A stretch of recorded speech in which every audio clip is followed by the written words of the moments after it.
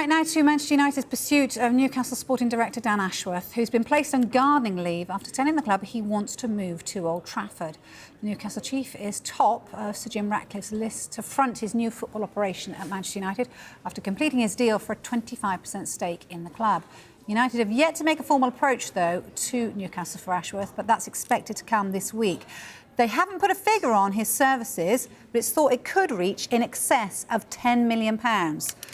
Somebody else who's not cheap as well, we can turn our attention to our chief reporter, Kaveh Solhekol. We have covered plenty of transfer stories over the past 25 years. It's the first time we've spoken about a multi-million-pound move for a sporting director. £10 million is potentially worth. Yeah, the game's gone. Yeah, I know, it's gone mad. What's going on? The guy, he doesn't score goals, he doesn't create goals, but apparently he's worth £10 million.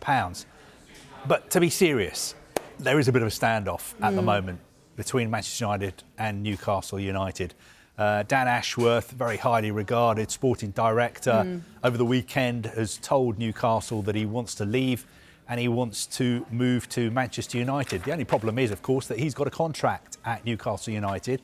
And as we were saying last week, Newcastle United are going to do whatever is in the interests of Newcastle United and no one else. They're going to look after themselves.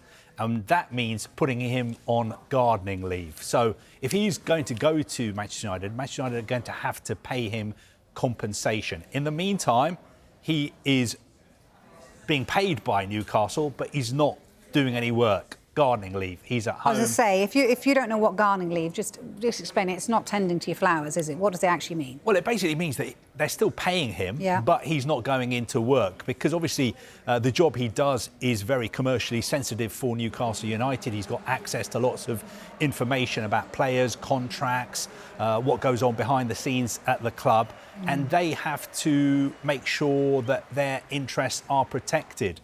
And if he's going to move straight to one of their rivals, then compensation has to be paid. Now, figures have been mentioned of 10, 20 million pounds.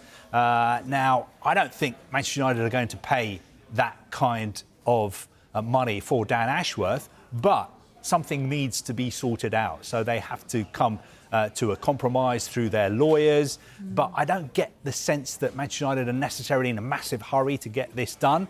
I think ideally, of course, if you're going to appoint a sporting director, you would want him to be in place for when the transfer window opens, for instance, in the summer.